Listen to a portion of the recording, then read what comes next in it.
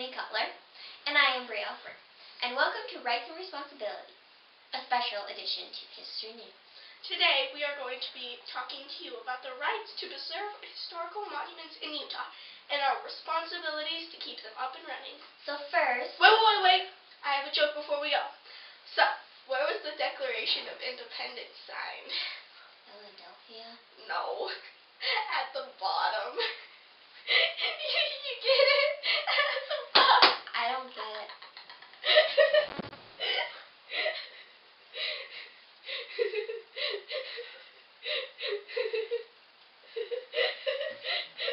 Oh, I get it. And on that note, we will go to our state capital with our newscasters, Avery Merrill and Hannah Bartnicki.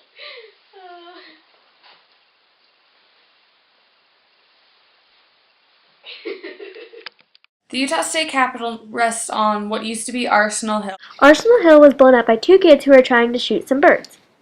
It was renovated in 2004 to 2008 to keep and improve safety against earthquakes. The building is 404 feet long, 240 feet wide, and 285 feet high.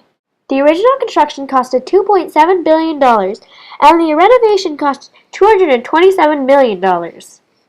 The Utah State Capitol is a beautiful building with over 26 monuments, memorials, and plaques scattered around it.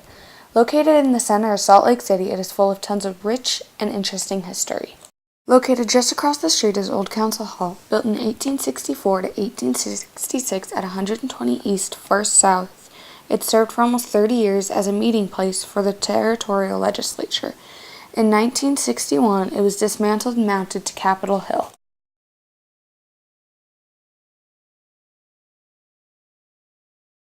The building was constructed in the 1900s and finished in 1909. The exterior of the cathedral is pretty much the same as it was in 1909, but the interior was inspired from the Gothic Middle Ages.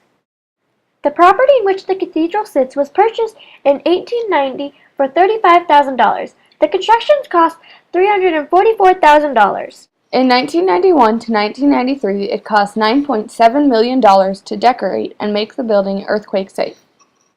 White Memorial Chapel was first built in 1883, home to the 18th Ward, but dismantled carefully in 1973, only to be rebuilt 3 years later in celebration of the nation's 200th birthday.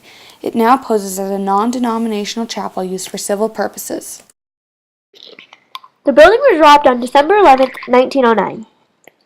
It was built in 1874 and cost $40,000. There was a fire on Easter Sunday, 1935, and there are still hints of the fire throughout the building. The building was built by Richard P. John and seats 500 people. Back to you, Bethany and Brielle. Potatoes. What are you doing?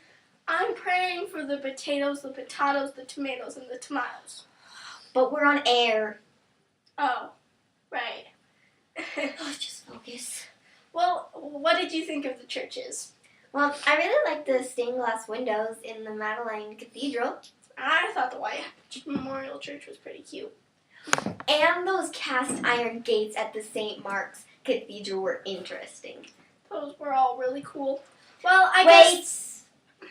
I think Hannah and Avery have a couple more places to show us. Oh, okay. Well, then, let's go back to them. The old mill was first built by the Desert News in 1883 when paper was on short supply. The Transcontinental Railroad made the mill no longer needed by the Desert News, so they sold it to Granite Paper Mills in 1892. On April 1, 1893, fire alarms went off throughout the mill. Most workers thought it was just an April Fool's joke, so no one responded. But there was a fire, and since no one responded, it made it easy for the fire to spread. The structure was badly burned. The mill was then renovated as a dance hall in 1927 and was popular until the 1940s, but failed for a number of reasons. Tales circled around that the caretaker died violently. Many people report strange experiences when visiting the mill. The old mill was condemned by the city of Cottonwood Heights in 2005. The new owners have no plans for the building, but it is now private property. Memory Grove was established in 1902. In 1920, it was set aside for the soldiers that died in World War I and World War II.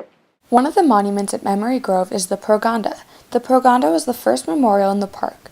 A cool fact is that the same Marble used to make the pergola came from the same Vermont quarry that provided marble for the Lincoln Monument in Washington, D.C.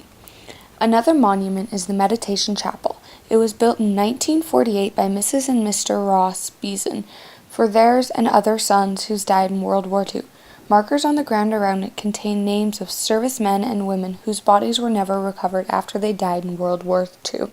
Another monument that stands out in Memory Grove is the 145th Field Artillery Monument. The monument was built and dedicated in 1927. The monument's bas relief features a horse-drawn carriage artillery of 17 horses and 6 men. Memory Grove Park also has many interesting plaques like the Wall of Honor and monuments like Liberty Bell replica throughout it.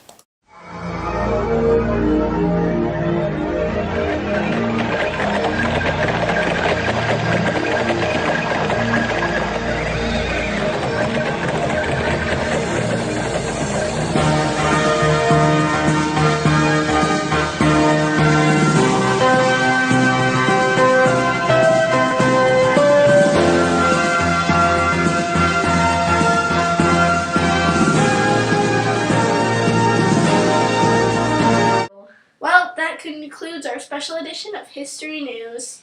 Thank you, and join us next time. I hear them bringing in a time machine.